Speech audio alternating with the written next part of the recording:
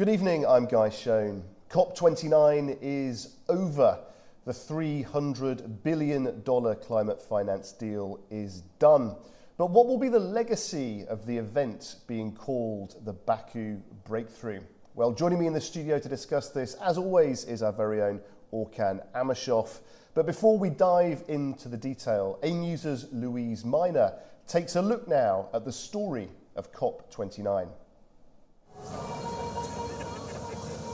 As a result of the United Nations' largest climate summit, COP29, in Baku, Azerbaijan, countries agreed to a $300 billion annual climate finance target to support poorer nations. The deal replaces the previous $100 billion a year commitment made in 2009, which was met in 2022 and expires next year. This hard-fought agreement is part of a broader $1.3 trillion commitment by 2035, aiming to help developing countries adapt to climate impacts and accelerate their shift to renewable energy. The new funding is expected to come mainly from wealthier nations. Delegates also agreed on rules for a UN-backed global carbon market. The market will allow countries to trade carbon credits, unlocking investments in clean energy and reforestation projects. All come forward. To enable action, we finally established the framework for high-integrity carbon markets with Article 6. We are now ready to start approving projects. This market will unlock trillions and save us billions. They will help channel resources to the developing world. And they will reduce the cost of implementing our climate plans. On social media, the UN Secretary-General Antonio Guterres welcomed the deal as a necessary step to keep global warming within the 1.5 degrees Celsius limit. He urged governments to honour this agreement in full and with urgency. The COP Executive Secretary had a similar message. It has been a difficult journey, but we've delivered a deal. This new finance goal is an insurance policy for humanity amid worsening climate impacts hitting every country. But like any insurance policy, it only works if premiums are paid in full and on time. While some countries were cautious about the deal's impact, others saw it as a step forward. I think it was the best outcome that we could possibly achieve. There's obviously a lot of work that still needs to be done, but I do think it's a step in the right direction. British Energy Secretary Ed Miliband highlighted its importance for global energy transitions. I'm very pleased that we've got this deal through. It's the right thing for Britain. It's the right thing for speeding up the clean energy transition, which is good for Britain, and it will help protect us against climate change, and that's the right thing to do. The message from many leaders was clear. The real challenge lies in turning these promises into action. They say countries must honour the deal in full and on time to maintain trust and momentum in the global fight against climate change. I declare the 29th session of the COP, 19th session of the CMP and 6th session of the CMA closed.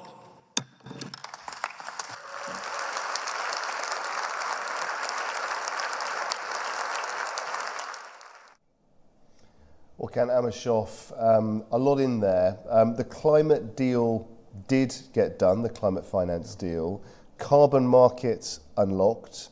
Advances in gender equality, clearly some very big successes, but you and I spent many hours together over the past week or so, and I know there were moments, weren't there, where it didn't always look like this success was certain. Most certainly. Amidst gloom, despondency, divisions, and the circumstances driven by rivalries, and so forth. At points, it did seem that we are not getting there, I'm afraid. There was a stage when actually the sense of despondency was looming too large, and it was almost impossible to be very hopeful. And that was expected in many ways. If we consider the pre-COP process, the criticism levied against Azerbaijan and so forth, there was a sense that this would be a massive failure. First of all, the criticism levied against Azerbaijan was based on the idea that Azerbaijan is a fossil fuel producing country. This could lead to this COP co-opted by fossil fuel industry. And also another element of the criticism was down to Azerbaijan's geographical and geopolitical significance and size, argument being that Azerbaijan is not a player that could bring parties together to bridge those divides between global north and south. There was also criticism about Azerbaijan being global south and acting in the best interest of global south and not being fair-minded. But ultimately, of course, the result, if we look at the result cumulatively and holistically, it defied all the negative expectations. The result is absolutely colossal. If you look at it very carefully, of course, it was labeled as climate finance, the finance COP, but many other issues, not exclusively within the realm of finance, also have been decided upon. The key deliverable was, of course, NCQG. Now we can refer to it as a Baku finance goal, about $300 billion package. Still, this decision achieved at COP29 sets a global target of $1.3 trillion by per year to be paid by rich countries to developing ones by 2035, but a concrete core financial goal, of course, stands at $300 billion package. That was the best compromise that could have been attained. We know that developing countries, in particular those which are classified as small island developing states, Nigeria, for example, India, amongst bigger players, are not happy with this result. And this is all very understandable because they were expecting a bigger figure. But as I mentioned a couple of times yesterday and the day before, if there is a danger of not achieving anything, if there is a danger in line with which this COP would not lead to anything discernible, focusing on the best possible option should guide our thinking. And I'm very glad that this mentality eventually guided all the parties, and I would like to pay my tribute to all the parties, in particular to COP29 presidency, for that vital last-ditch intervention which saved the process. Because there was a moment, wasn't there, where both of us, I think, could hear ringing out the cries from the activists, no deal is better than a bad deal, which chimed with a very tricky moment in negotiations. And there was a sense that actually that mentality might actually win through. Yeah, there was such a moment, of course, particularly yesterday afternoon. And that was when we heard those activists chanting, no deal is better than a bad deal. But if we are focusing on reality, if we are really very much interested about saving the day and actually ensuring that the climate finance is unlocked, if we are guided by that mentality, of course, the best possible thing was to achieve a compromise. And throughout the day we heard different comments, of course. Of course, developed countries, they were not very committed to pay that amount of money. And the proposal, about $250 billion package, revealed only too late. As we understand in retrospect, and that was very understandable to us at the time as well, that was a policy aimed at ensuring that developing ones would find themselves compelled to accept this offer as the only possible offer and act in line with it. But COP29 presidents at that critical juncture reflected very carefully, as I understand it, because we remember we were there and the negotiations were still underway in those 3 meeting rooms, and that $300 billion package emerged as a compromise. But that compromise should be understood with its concomitants. As we understand now, there was a drive on the side of the global North countries to augment to language on mitigation, having a stricter terminology. So what happened eventually, the UAE consensus about transitioning away from fossil fuels in a just, equitable and orderly manner has been reinforced, but not with a stronger language, which was very important to achieve a compromise. And I think that COP29 presidency worked very hard during those hours to make sure that compromise could be attained. And as we know, the eyes of the world for the past 2 weeks have been on Baku. Almost every country in the world took part. Let's have a listen now and a look at how the foreign media reacted to this event. CNN describes the COP29 deal as one resulting from weeks of bitter divisions and fractious negotiations. The network highlighted the conflict between developed and developing countries, pointing out how close the deal came to falling apart. CNN also made reference to an incident on Saturday when groups representing vulnerable countries walked out of the negotiations. The BBC reported on the aftermath of the agreement. The media outlet quoted the head of the UN climate body, Simon Steele, saying a mountain of work was still needed to be done. CBS referred the deal as a compromise. The network highlighted UN Secretary-General Antonio Guterres' social media post saying he welcomed the deal as a necessary step to keep global warming within the 1.5 degrees Celsius limit. He says the agreement is a base on which to build upon. He also added that it must be honoured in full and on time, and that commitments must quickly become cash. US President Joe Biden was quoted calling the deal an historic result and saying it will open up new markets for American-made electric vehicles, batteries and other products. Meanwhile, The Guardian provided their insight, naming Japan, Switzerland and New Zealand as being the countries resistant to the $300 billion figure. The initial amount pledged by wealthier countries was $250 billion, but later got revised to reach the deal. Well, Ken, some positive words from the existing US president. We heard positive words too from the EU during the event, but some mixed views from the world's media. Indeed, yeah. And those mixed views are perfectly understandable, of course, but there's one thing which is absolutely clear to all of us here is that despite the fact that COP29 presidency had very limited time to prepare for this COP, bilateral negotiations with different parties have taken place throughout the year.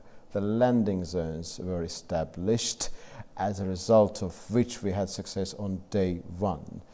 So as long as the comments are concerned, of course, European Union they expressed its validation, saying that it's a beginning of a new era in climate diplomacy. The self-same views were expressed by UN Secretary General and other officials and dignitaries. The reality is that when you are aiming to achieve a balanced outcome, the balanced outcome which will be the result of inclusive process, taking into account different points of view, no one will be absolutely happy whether we are talking about developing or developed countries. What matters is that we are able to move on and achieve something very considerable which will benefit for all of us in the fullness of time. So I think those comments reflect this key sensibility in many ways. And about the achievement that has been attained, I think that another key element there is Article 6, of course. The full operationalization of Article 6 of the Paris Agreement has been attained. This was one of the key deliverables alongside with the NCQG. We know that negotiations about this subject had been underway since 2015, and this COP culminated in its full operationalization. This means a lot to the world. Article 6 is a very technical the provision. It's a set of provisions, of course, but the key factor there is that now we have the foundations for trusted, high integrity, transparent carbon markets, and that will unleash climate investment. This is very important. Also, we know that the Loss and Damage Fund has been also fully operationalized. It's up and running, and the money to be received by developing countries will come early 2025. So we have NCQG, which is now classified as Baku Finance Goal, and we have Loss and Damage Fund being fully operational, running up and down, and also we have this critical Article 6, which was an incredibly complex process. There were two key components there. political and technical negotiations were happening simultaneously. And bearing in mind all of these achievements, I think that we can confidently say that this COP culminated in something which we can confidently call success. During our communication with delegates, we were able to see that sense of urgency, and we were always talking about whether this sense of urgency will eventually transform into actionable solution. And on the basis of what we have seen, it has. Yes, yeah, very much so. As you said, though, when you get any collection of parties together over a certain number, then of course you're going to have a smaller number who are not happy with proceedings. Let's just have a look now at some of the discontent that took place from some parties that weren't always as happy as others. Representatives of the LDC, the least developed countries bloc, they criticised the proposed text, stating our priorities have not been taken into account, and at the moment we cannot engage on this text. We also heard from Bolivia, leading the like-minded developing countries, the LMDC. They delivered one of the harshest critiques, describing the figures as both inadequate and offensive, saying that a $250 billion target is not a joke, it's an insult. Even $300 billion is unacceptable. The figure should be at least $500 billion. India also aligned with Bolivia's stance, insisting that the NCQG must reach at least $500 billion annually to meet the needs of developing nations. Samoa, representing AnewZ, bluntly rejected the draft, stating we're not in a position to accept this text. Uganda, the group of 77, and China, G7, Uganda expressed displeasure with the proposed financial figure and called for textual adjustments to the document, specifically referring to Article 9.1 of the Paris Agreement, which mandates financial assistance to developing countries. Well, the discontent reached a breaking point when the LDC bloc raised a point of order during the discussions. In a scathing remark, their representative declared, "This meeting means nothing to us. If you want to continue discussions, we will leave the room. We call for the suspension of the meeting." So, not everybody happy at certain key points in proceedings, Orkan. Absolutely, because developing countries quite legitimately were expecting a higher figure to meet their demands. If we are talking about dealing with mitigation and adaptation measures, of course, the required amount of money should be around $1 trillion. We all understand it. But the crux of the matter here is that if we reach a point where consensus cannot be attained, there is a danger of achieving absolutely nothing. And that was the reality that we faced yesterday. So instead of actually achieving nothing, settling on something which is low, I think would have been a much better option, and that's what happened. The concerns expressed by small developing states, like-minded developing states, and other groups are perfectly legitimate, and it goes down to the fact that developed countries they presented their case, their argument, their proposal only too late. That was a maneuver on their side. But that didn't work out eventually, of course, because the figure was then increased to $300 billion level. When it comes to divisions between a global north and south, these divisions are not going to fade away. It's not just the subject matter of this COP. The COP 2030 will also be remembered by those divisions. In fact, I think that divisions can never be properly and duly breached, but it is a sense of the best possible outcome that should guide our thinking, and that's what happened during this COP.